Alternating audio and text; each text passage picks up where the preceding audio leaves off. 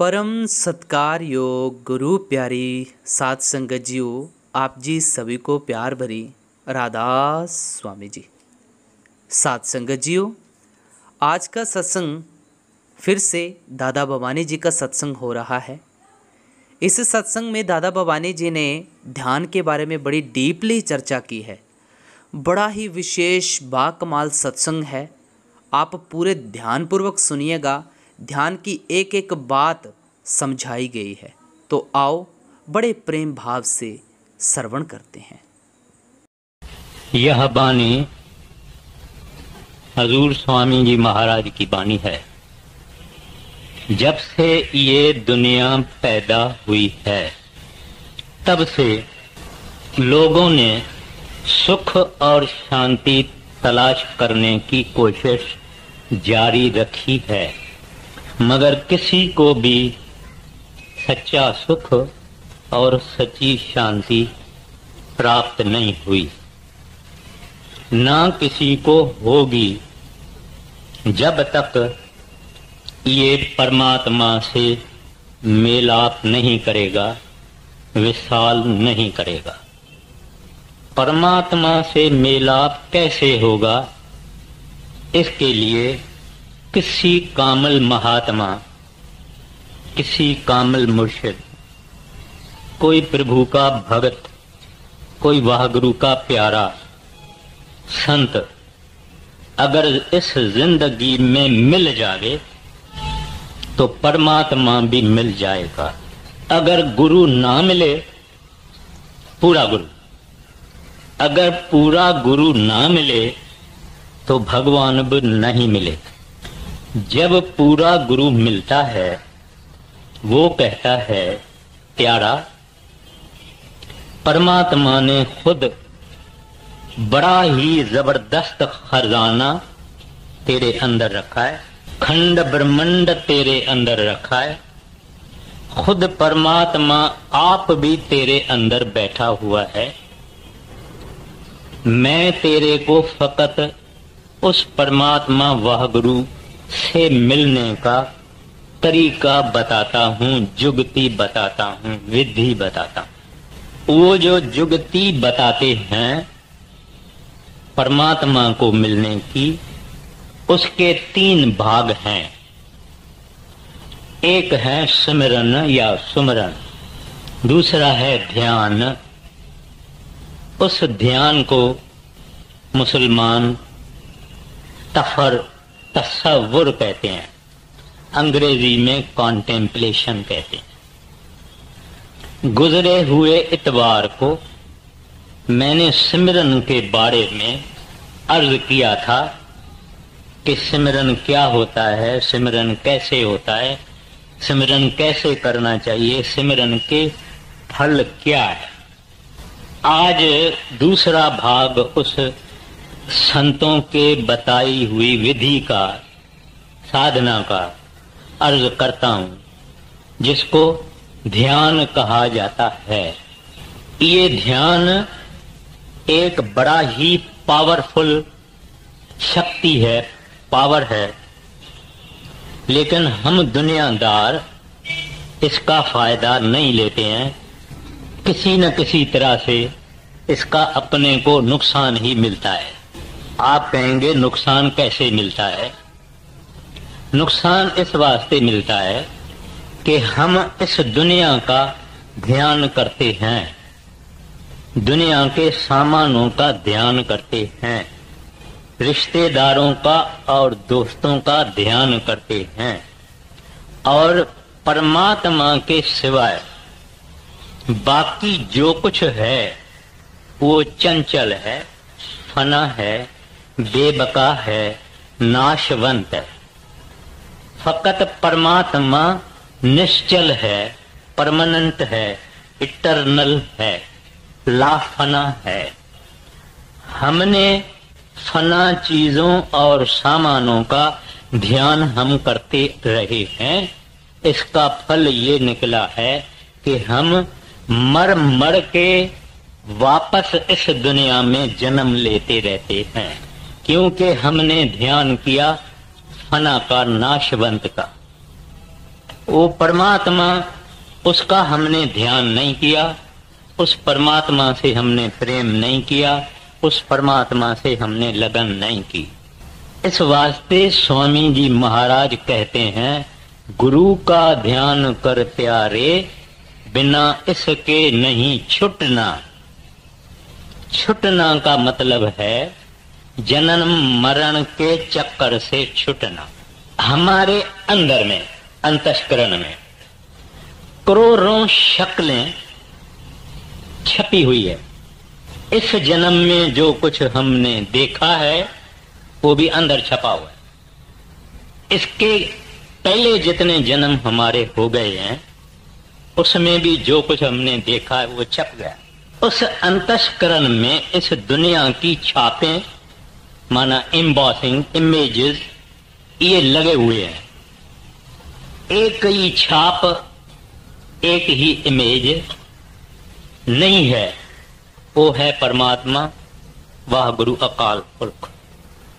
अगर उसकी छाप हमारे अंदर लग जावे, ध्यान हो जावे, तो बाकी सब शक्लें और छापें और एम्बॉसिंग निकल जाए। इस वास्ते ध्यान की बड़ी महिमा है। जिस तरह से किसी मकान में ऊपर जाना चाहते हैं तो हम सीढ़ी से चले जाते हैं, सीढ़ी पर चढ़ के पौड़ी पौड़ी पौड़ी करके चले जाते हैं। इस तरह से परमात्मा के पास पहुंचने के लिए भी ध्यान की पौड़ियों का फायदा लेना पड़ेगा। सिमरन जिसका मैंने जिक्र किया, जिस चीज का हम सिमरन करेंगे उसी चीज का ध्यान आएगा। मैं कहता हूं मेरा दोस्त मनमोहन, वो मनमोहन की शक्ल मेरे अंदर आ जाएगी। मैं कहता हूं हांगकांग घूमने गए थे, हांगकांग की शक्लें अंदर आ जाएगी। हम एक सिनेमा देखने को जाते हैं तो सब वो एक्टर एक्ट्रेसेस वगैरह वगैरह सब अंदर आ जाएगा। माना ये है कि हमारे अंदर ये छापे हैं। अगर सिमरन किया, माना किसी को याद किया, तो उसकी शक्ल आएगी। जिसका सिमरन उसका ध्यान। अब वो ध्यान क्या है, कितने नमूने का है, उसका हम फायदा किस तरह से ले सकते हैं, किसका ध्यान करना चाहिए, ध्यान के फल क्या है, किसका ध्यान नहीं करना चाहिए, वगैरह वगैरह मैं अर्ज करूंगा। ध्यान क्या है?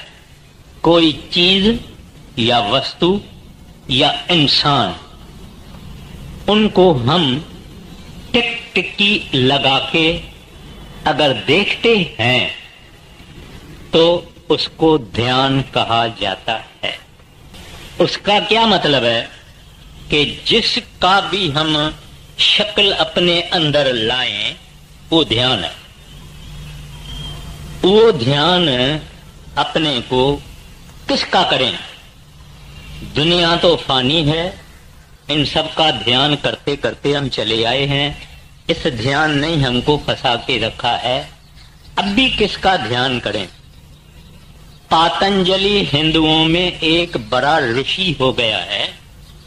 वो पातंजलि कहता है कि दुनिया के नाशवान चीजों और इंसानों को छोड़ के किसी महापुरुष के स्वरूप का ध्यान करने से अंदर में आध्यात्मक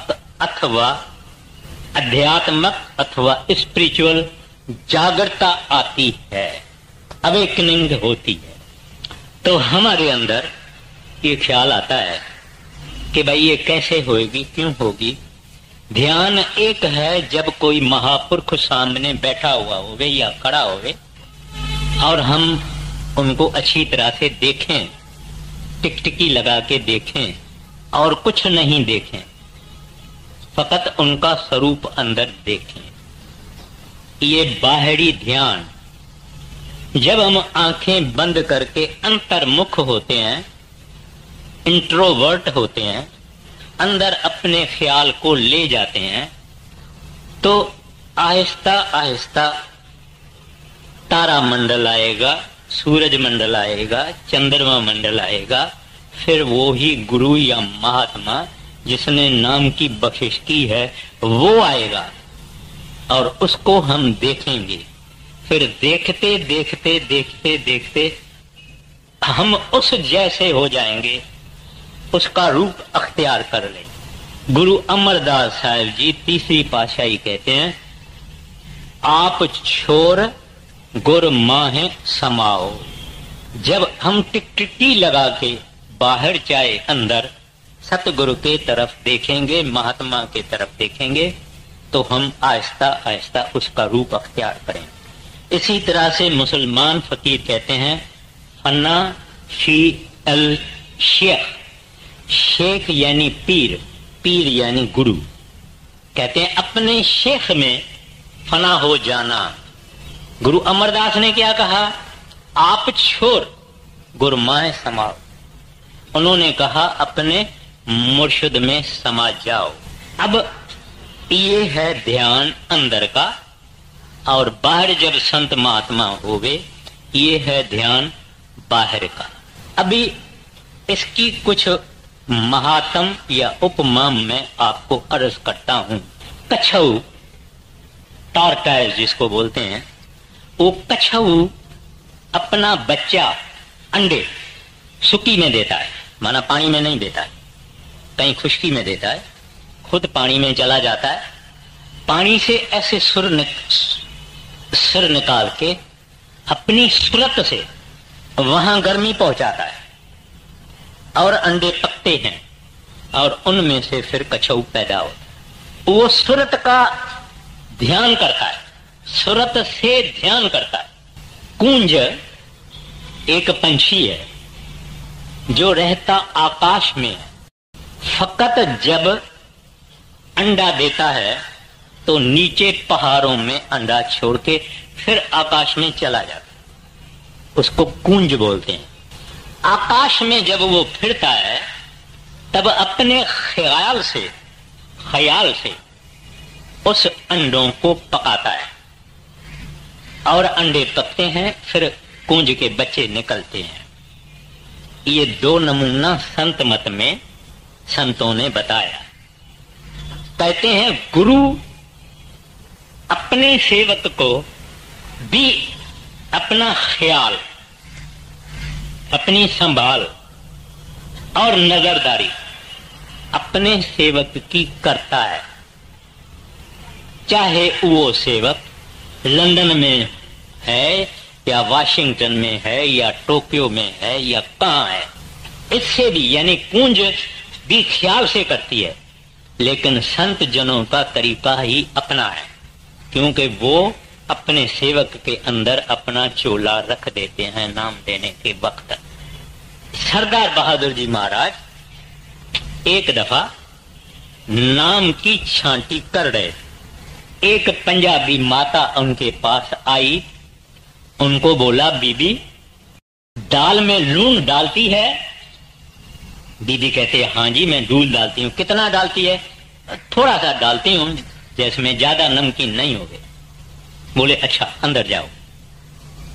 एक वहां सत्संगी खड़ा था, उसने सरदार बहादुर जी से पूछा, हजूर छांटी के वक्त आप जो जो सवाल पूछते हैं वो तो हमने सुना, लेकिन ये लून यानी नून यानी साल्ट, ये तो सवाल पहली बारी आपके मुंह से हमने सुना है, इसका क्या मतलब है? सरदार बहादुर जी बोले, ये माता जब जब दाल बनाएगी, जब जब लूण हाथ में लेगी, तब तब इसको अपने सतगुरु का ध्यान आएगा। मेरा ध्यान आएगा नहीं, उन्होंने ऐसा नहीं बोला, अपने सतगुरु का उसको ध्यान आएगा। अभी क्योंकि ये ध्यान सत्संगी के लिए बहुत ही जबरदस्त चीज है। जब बड़े महाराज जी चोला छोड़ गए तो वहां एक सत्संग करने वाला सत्संगी था, बड़े महाराज जी का सेवक था। बड़े महाराज जी के चोला छोड़ने के बाद उसके अंदर वियोग, वियोग माना पेन ऑफ सेपरेशन, इतना वियोग रहा कि वो कहता था कि हर डेरे में हर एक ईंट मुझे अपने सतगुरु की याद दिलाती है और मुझे इसके कारण बहुत दुख होता है। और अपनी बक्सा उठाया, बिस्तरा बांधा। सरदार बहादुर जी कमाद की सेवा करवा रहे थे, कुर्सी पे बैठे थे। ये बक्सा लेके, बिस्तरा लेके सरदार बहादुर जी के पास आया। उनको कहते हैं, महाराज मुझे छुट्टी दो, मैं जाऊं। बोले क्यों? कहते हैं, तेरे की एक एक ईंट मुझे बड़े महाराज जी की याद दिलाती है और मैं बड़ा दुखी होता हूं। ऐसा कह के उसने सरदार बहादुर जी के चरणों में मत्था टेका। जब मत्था टेका और सिर ऊपर उठाया तो देखा कि बड़े महाराज जी कुर्सी पे बैठे हुए हैं। तो उन्होंने अपनी आंखों को हाथ लगाया कि ये क्या है, मैं क्या देख रहा हूं। सरदार बहादुर जी मुस्के कहते हैं, घबराओ नहीं, जो जिसका ध्यान करता है वैसा ही होता है। माना, whatever a man contemplate upon, so shall he become।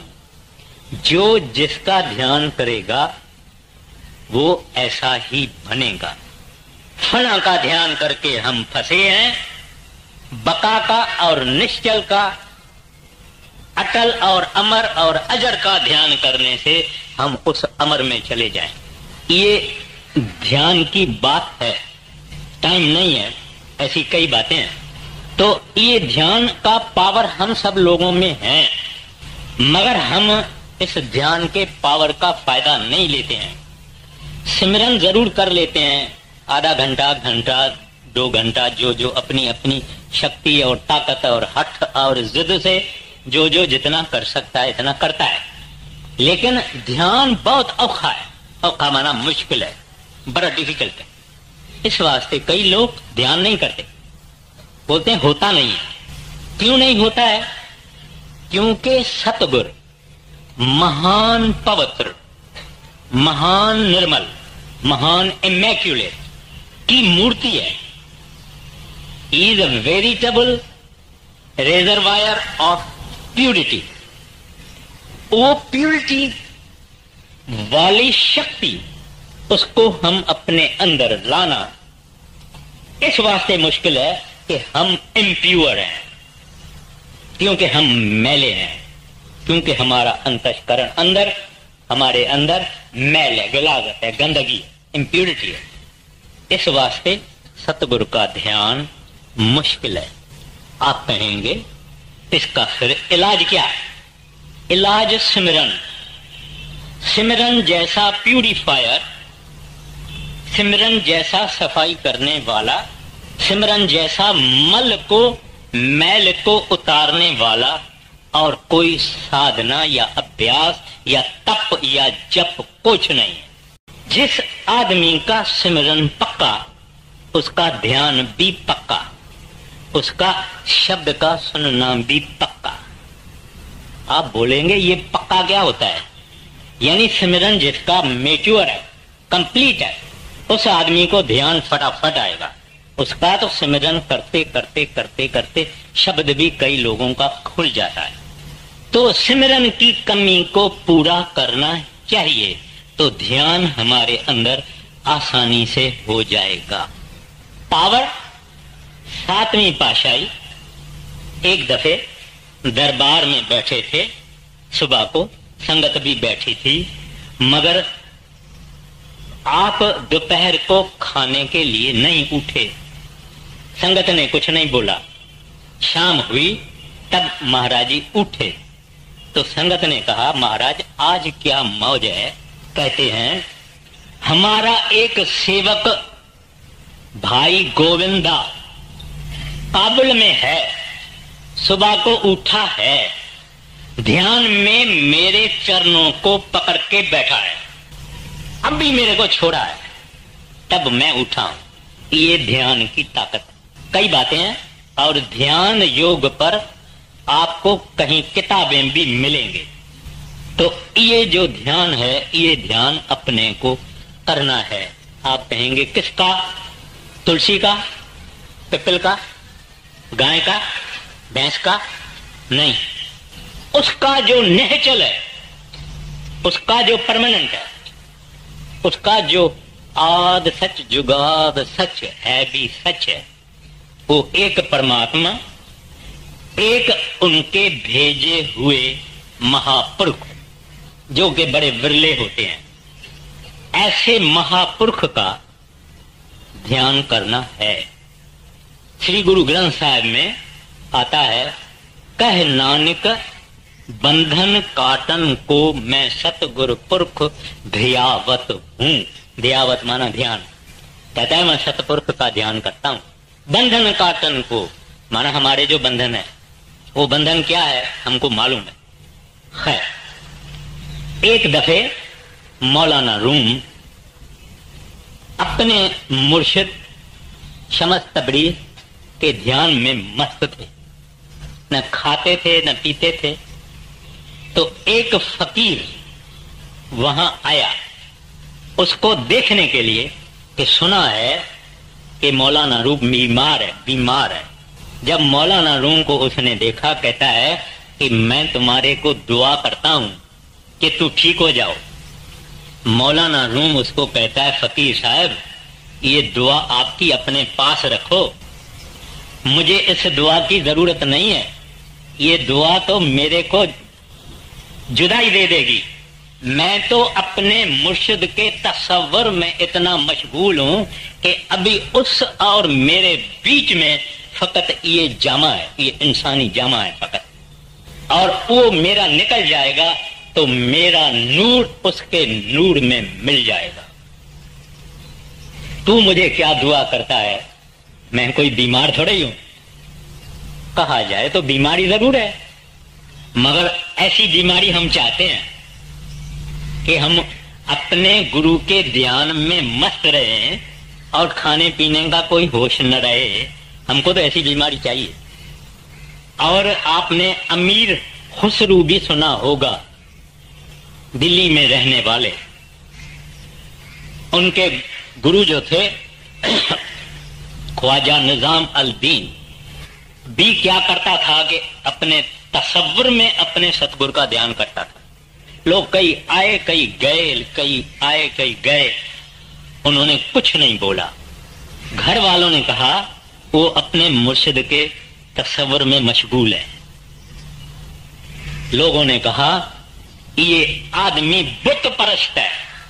बुत परस्त माना आइडल वर्शिपर, यानी पत्थर या मूर्तियों को पूजने वाला है। इस्लाम में इसकी मना है। खुसरू ने कहा हाँ हाँ, अपने सतगुरु का अगर तखय्युल करना, तसव्वुर करना, ध्यान करना अगर बुत परस्ती है तो मैं कहता हूं कि मैं बुत परस्त हूं। मुझे दुनिया के ओपिनियन की कोई परवाह नहीं। लेकिन ये जो ध्यान जिसके बारे में मैं अर्ज करता हूं, बहुत मुश्किल चीज है, बहुत मुश्किल चीज है। अपने आप को फना करना ये बहुत मुश्किल चीज है। पर आप फना नहीं होता है, वो आदमी बका में चला जाता है। गोपियां, भागवत की बात है, गोपियां कृष्ण को बहुत प्यार करती थी। दुनिया को उसका पूरा पता नहीं है। गोपियों का कृष्ण गुरु था, वो उनको प्यार करती थी। जब महाराज कृष्ण द्वारका जाने लगे तो उद्धव को कहा, उद्धव गोपियों मेरे वियोग में, जुदाई में बड़ी परेशान होगी, तुम जाओ, मैं तुमको ज्ञान देता हूं, तुम जाके वो ज्ञान उनको दे। गया, उद्धव गया, गोपियों को देखा, सब भजन में बैठी थी। उनको कहा, अरे गोपियों आंखें खोलो, मैं महाराज श्री कृष्ण से ज्ञान लाया हूं। गोपियों कहती है, अरे उद्धव ये ज्ञान वापस जाके कृष्ण को देओ, हम तो उसका ध्यान करके खुद कृष्ण बन के बैठी हुई है। ये ध्यान की ताकत। ये ध्यान हमको संतों ने सिखाया कि ये ध्यान जरूर करना। जो नहीं करते हैं उनको करना चाहिए। कैसे करना चाहिए? सतगुरु का स्वरूप यानी लिविंग फॉर्म। क्यों करना चाहिए? क्योंकि वो उस परमात्मा की मूर्ति है, परमात्मा का रूप है, हरि का रूप है। श्री गुरु ग्रंथ साहब की वाणी कहती है, हरिजन हर अंतर नहीं, नानक साची जान। हरि और हरि के भक्त, जिसको हम कहते हैं हरिजन, हरि और हरि के भक्त, उसमें कोई अंतर नहीं है, मुफासला नहीं है, डिस्टेंस नहीं है। नानक साची जान, हरिजन हरि के रूप है। इस वास्ते हमको संतों का, महापुरुषों का ध्यान करना चाहिए। पहले पहले हमारी जो आत्मा है उनको दो ताकतें हैं, एक निरत एक सुरत। निरत देखने की, सुरत बोलने की और सुनने की। ये हमारी डेवलप नहीं है, सोई हुई है। हम बाहर देखते हैं, अंदर नहीं देख सकते। हम बाहर के आवाज सुन सकते हैं, अंदर के आवाज नहीं सुन सकते हैं। जब ध्यान हम करते हैं तो ये प्रिपेरेटरी है फॉर गोइंग विद इन। हमारी अंदर देखने की आंख पैदा होती है। आप जानते हैं, पहले पांव ठंडे होते हैं, फिर टांगें ठंडी होती है, फिर गोडे ठंडे होते हैं, फिर इधर तक हम ठंडे होते हैं। ठंडे होते हैं माना बेजान। सिमरन करते करते इस सारे को हम यहां ले आते हैं। ये नीचे का हिस्सा, धर जिसको बोलते हैं, ये बेनम्ड हो जाता है, फ्रोजन जैसा हो जाता है। मगर आदमी बेहोश नहीं, आदमी तो सुपर होश में होता है। उसको जरा जरा खबर पता लगता है कि मेरा कहां चढ़ता है, चढ़ता है, चढ़ता है। तो जब यहां आती है सुरत, तो वहां उस सुरत को टिकाने के लिए सतगुरु के स्वरूप का ध्यान दिया जाता है। अब ये अंदर टकेगा। एक बड़े महाराज जी के सत्संगी ने कहा है, लखा शकला तक्कियां, पंजाबी में तकना बोलते हैं, लखा शकला तक्कियां अखियां ने, एक नजर मेरी विच खुबदी नहीं। कहते हैं कोई शक्ल जमती नहीं, लाखों शक्लें हमने देखी मगर एक अंदर बैठती नहीं, खड़ी नहीं रहती है। लखा शकला तक्कियां अखियां ने, एक नजर मेरी विच खुबदी नहीं, है सामन दीन दयाल मेरे, तेरा नाम लिया बेरी डुबदी नहीं। मगर ये कहना उनका है जिन्होंने अंदर ध्यान करके उस साहिब को प्राप्त किया है, उसका अंतरी दर्शन किया है। फिर किसका ध्यान नहीं करना चाहिए? कुछ लोगों को बड़ा अनप्लेजेंट लगेगा जो मैं अर्ज करूंगा। फोटो का नहीं, ब्लैक एंड व्हाइट फोटो का नहीं, कलर वाले फोटो का नहीं, पेंटिंग का नहीं, ना, बिल्कुल ना। बड़े महाराज जी फरमाया करते थे कि मूर्ति का ध्यान जैसा निकृष्ट, निकृष्ट माना मोस्ट यूजलेस, और कोई साधना नहीं है मूर्ति की जो है अंदर ध्यान करना। मैं एक मिसाल देता हूं। हजूर बड़े महाराज जी कई जगहों जाते थे, दिल्ली में भी जाते थे। तो दिल्ली में महाराज जी गए, सत्संग फरमाया, और वहां महाराज जी ने कहा कि ध्यान फकत जिंदा महात्मा का, लिविंग सेंट का करना चाहिए। तो एक मारवाड़ी सेठ ने महाराज जी से मुलाकात की और महाराज जी को कहा कि मैं श्री कृष्ण महाराज का ध्यान करता हूं और वो मेरे अंदर प्रकट है। प्राइवेट मुलाकात में कहा। तो महाराज जी ने उसको कहा कि उनसे पूछो कि वो कब आपको ले जाएंगे, माना आपका मृत्यु कब होगा और कब वो आपको ले जाएंगे। बोले मैंने आगे कभी बात नहीं की है, मगर अब आप कहते हैं तो मैं पूछूंगा। उसने सुबह को दूसरे दिन बैठा, ध्यान किया, सब कुछ किया, फिर महाराज जी के पास आए तो महाराज जी को बोले कि वो बोलता नहीं है, जो श्री कृष्ण महाराज जी की मेरे अंदर ध्यान आता है, वो बोलती नहीं है तस्वीर। महाराज जी ने उसको कहा ये अक्ष है, अक्ष माना हम जैसे सूरज को देख के आंख बंद करेंगे तो सूरज का ख्याल आता है, कोई तस्वीर देख के अंदर ख्याल करेंगे तो आता है। तो महाराज जी ने उसको कहा कि ये अक्ष है। अक्ष माना विजन, इमेज है, आप ऐसे समझो कि विजन है। वो अपने जो अभ्यासी हैं उनको ये विजन से बहुत आते हैं, पहले पहले विजन आते हैं। खुद अपने संतों की तस्वीरें अंदर आती है, मगर उसका ध्यान नहीं करना, उसको हटाना है। तो इस वास्ते जिंदा महात्मा का ध्यान किया जाता है कि तस्वीर जड़ है, जड़ चेतन को खींच नहीं सकती, जड़ चीज एक जिंदा इंसान को खींच नहीं सकती, चेतन ही चेतन को खींच सकता है। सतगुरु को देख के जब यहां थे या सत्संग करते हैं, आपको जो खुशी होती है, तबियत को तफरीह होती है, जो जॉय और डिलाइट होती है, ये कभी फोटो को देखने से होती है? ठीक है, फोटो भी अच्छा है, अपने को पसंद आया है, खुश होते हैं, लेकिन उसको रूबरू देखना और उसका रेडिएशन जो हमारे हृदय पे आता है, वो जो तफरीह और सरूर और खुशी और आनंद आता है, वो आनंद मूर्ति से नहीं आता है। तो इस वास्ते फोटो का कभी भी ध्यान करना नहीं चाहिए। आप कहेंगे फिर इतने फोटो आपने जो लगाए हैं और ये बिक्री हो रहा है, ये क्या है? ये फकत अपने घर में इस तरह से लगाना चाहिए जिस तरह से हम अपने पिताजी या अपने दादा या अपने बुजुर्गों का या दोस्तों का फोटो लगाते हैं। अपने ही सतगुरु का ध्यान करना चाहिए। अपना सतगुरु माना जिसको बड़े महाराज जी ने नाम की बख्शिश की है, उनको बड़े महाराज जी का ध्यान करना।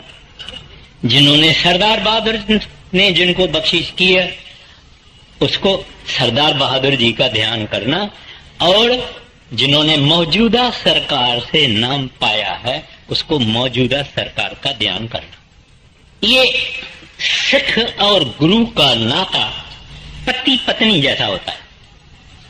एक नेक पाक औरत सब खुशियां, सब किस्म की मांगें अपने पति से पूरा करवाना चाहती है।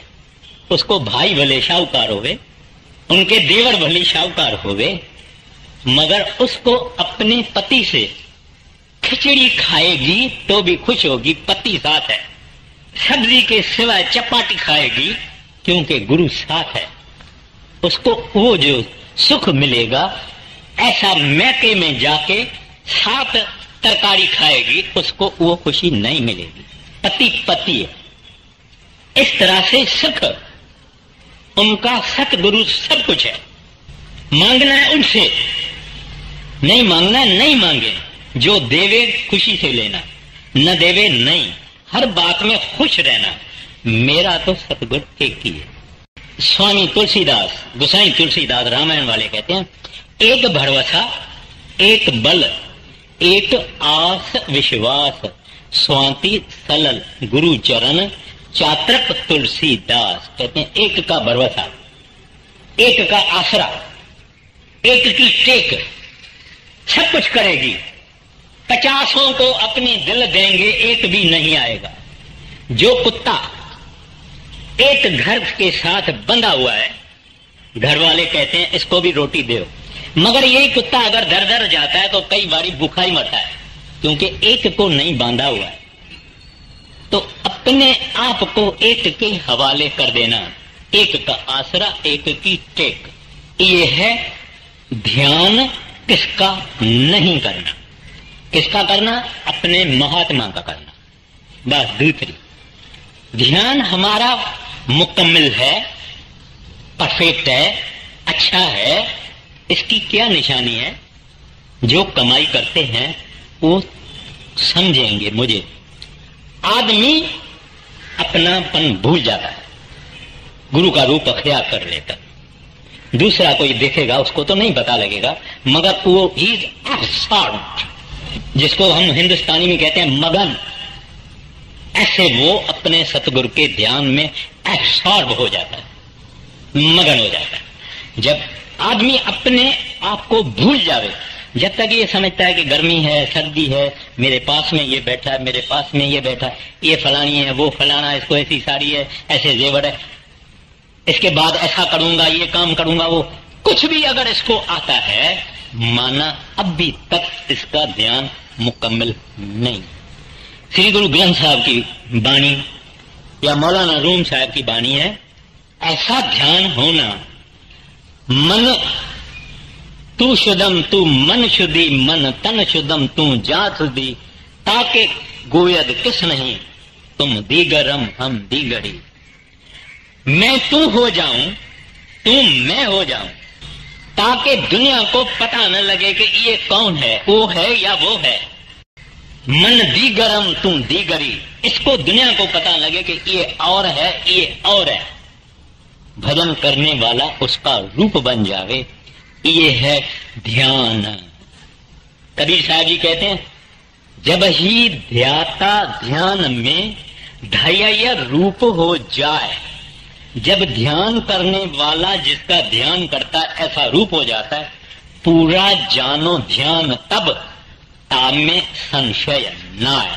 कहते इस बात में शक नहीं है कि अभी इसका ध्यान जो है वो मुकम्मल है।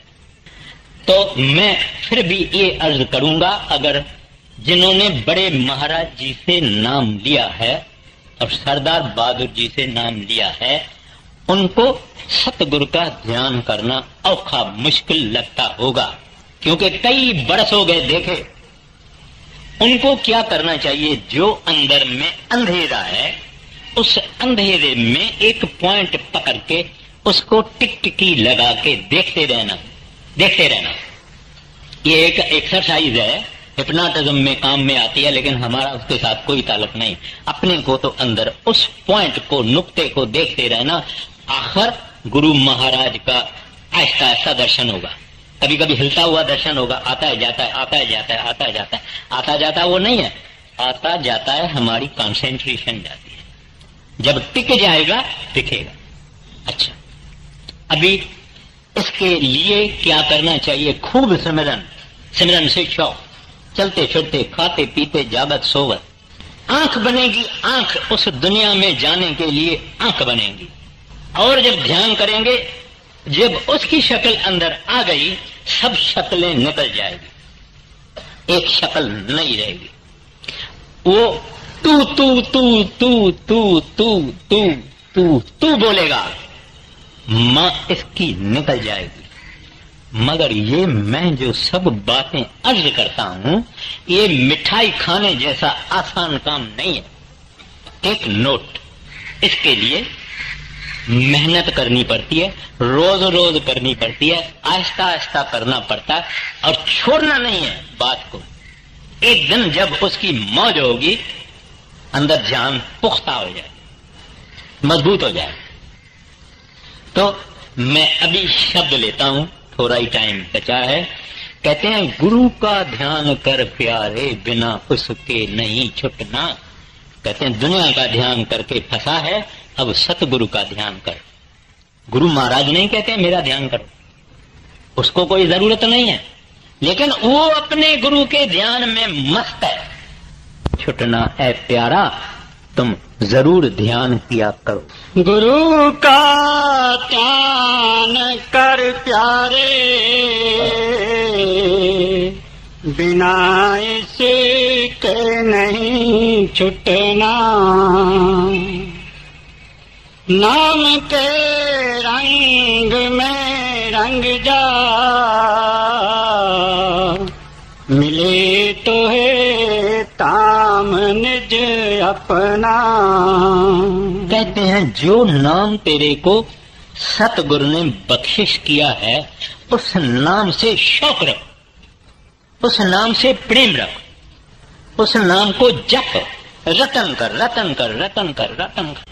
आहिस्ता आहिस्ता आहिस्ता आहिस्ता जब तुम इतने शौक से उस नाम का रटन करेगा, तो उस नाम का रंग तेरे ऊपर चढ़ जाएगा, फिर तुम इधर उधर नहीं देखोगे।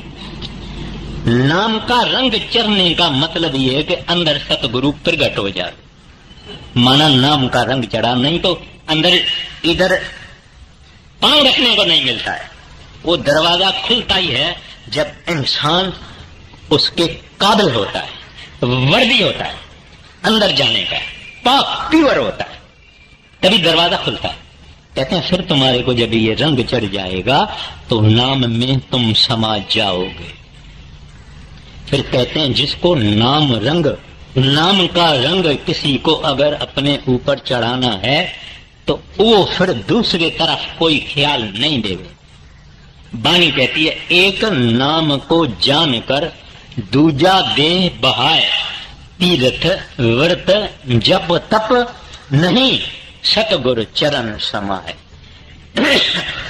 लोग पूछते हैं भाई मैंने नाम लिया, मैं फिर वो पूजा करूं, फिर मैं मेरा वो है, मैं उसकी पूजा करता हूं, मैं ये करता हूं, मैं वो करता हूं, मैं वो करता हूं, फिर मैं करूं। मैं कहता हूं करो, मगर ये सिमरन भजन भी जरूर करो, फिर तुम्हारे को पता लगेगा कि रसीला कौन सा है, मीठा कौन सा है, प्रकाशित कौन सा है, आनंद देने वाला कौन सा है, ऊपर चढ़ाई कराने वाला कौन सा नाम है। आप ही पता लगेगा, तुम आप ही जज हो जाएगा। भली चालू रखो। बड़े महाराज जी को किसी आदमी ने पूछा, हजूर हम दूसरे महात्माओं का सत्संग सुनने को जावे। महाराज जी ने कहा बड़ी खुशी से जाओ, मगर जायदाद का हिस्सा अपने बाप का मिलता है। कहते हैं जाओ भली, मगर चीज तो तुमको बाप से मिले, माना सतगुरु से मिले। उसका कमाया हुआ नाम, उसका हिस्सा जब अपने को नाम मिलता है वो हिस्सा मिलता है। तो इस वास्ते कहते हैं कि दूसरी खोज फिर बंद, एक के पीछे लगना। जब रंग लग जाएगा फिर आप ही कदर होगा। फिर जब रंग लग जाता है थोड़े ही लोगों को लगता है, वैसे एरे गहरे वाला काम नहीं है, मगर जब लग जाता है तो वो लोग कहते हैं इतने बरस हमारे खराब हो गए, मुझे नाम पहले क्यों नहीं मिला। ऐसी फीलिंग होती है जब वो खजाने अंदर ये इंसान देखता है, मगर ये खजाने नॉन ट्रांसफरेबल है। आपको कितना भी बताया जाए उसका रस तो उसको मिलेगा जो अंदर जाता है। आगे नाम के रंग में रंग जा, मिले तो है ताम निज अपना। गुरु की शरण दृढ़ कर ले, बिना इस काज नहीं सरना। कहते हैं जो सतगुरु तेरे को हुक्म देता है उसमें दृढ़ रहो। कौन सा हुक्म है? 5 नामों का जप या रतन या सिमरन 2.5 घंटा, हो सके तो एक ही बैठक में, नहीं हो सके तो आधा सुबह को आधा शाम को। माताओं और बहनों को तो घर में दोपहर को टाइम थोड़ा बहुत मिल जाता है, क्योंकि पति देव बाहर चला जाता है और बच्चे स्कूल में होते हैं, उस टाइम का फायदा लेना चाहिए। तो कहते हैं दृढ़ रहो, इधर उधर इधर उधर इधर उधर नहीं। बोलो मैंने दिया, अब उसकी मर्जी है, देवे ना देवे, हमने तो एक किया।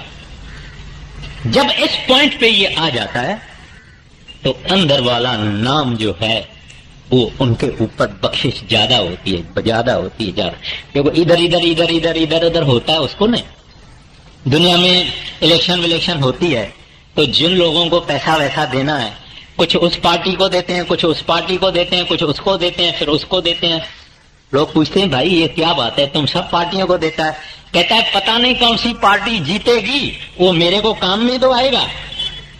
मगर यहां ये बात नहीं है, यहां एक किया, दिल दिया, खत्म, अब उसकी मर्जी है। इस वास्ते कहते हैं धैर्य रहो, इधर उधर देखने की कोई जरूरत नहीं है। बड़ी किस्मत, करोड़ों जन्मों के नेक कर्म जब होते हैं तब कोई महात्मा पूरा इस दुनिया में मिलता है। तकदीर पैसा देती है, मगर उससे बड़ी तकदीर गुरु मिलाती है। इस वास्ते कहते हैं आप अपने विश्वास में दृढ़ रहो। आगे गुरु की शरण दृढ़ कर ले, बिना इस काज नहीं सरना। लाभ और मान क्यों चाहे, पड़ेगा फिर तुझे देना। महाराज जी यहाँ फरमाते हैं, ऐ प्यारा, जब तू संतों के पास जाता है तो कोई लाभ मिले, कोई फायदा मिले, उसका ख्याल नहीं करना। या ये नहीं सोचना महाराज जी ने मेरे को कुर्सी पर नहीं बिठाया, महाराज जी ने मेरे से मुस्कुरा के बात नहीं किया, महाराज जी ने मेरे को वेलकम नहीं किया। ऐसा कुछ नहीं। संतों के पास जाना, अदब से जाना। अदब यानी रिस्पेक्ट और लव और फियर, अदब से जाना। वो अदब ही हमको सब कुछ दिलाएगा। अदब से जाना, कोई ख्वाहिश राख लेके नहीं जाना। ये राधा स्वामी वाले बहुत हो गए हैं, मैं सत्संगी बनूंगा, इनके साथ हमारी रिलेशनशिप होगी, बिजनेस में फायदा होगा। मगर सत्संग क्लब नहीं है जहां कॉन्टैक्ट मिलते हैं, ये वो जगह नहीं है। यहां कॉन्टैक्ट तो फकत हरि का चाहिए, उस साहिब का चाहिए, उस परमात्मा का चाहिए, उस पैदा करने वाला जो हमारा असल है, हमको वो चाहिए और कोई कांटेक्ट अपने को नहीं चाहिए। बोलते हैं गुरु के पास जाके दुनिया का लाभ चाहता है, दुनिया के लाभ की ख्वाहिश लेके जाता है। वहां तो करोड़ों मंडल बड़े मंडल हैं, किसी बड़े महासुल्तान और बादशाह के पास जाके और मंगना क्या, चाराना दे दो, चाराना मंगना। वो तो करोड़ों पदम अरब खड़ब के मालिक हैं, जब मौज आएगी तो बिना मांगे दे देते हैं। इस वास्ते कहते हैं वहां जब जाओ अदब से जाओ, उसका सत्संग सुनो। कभी डांटे भी तो खुश रहना, उसकी डांट में भी मजा है।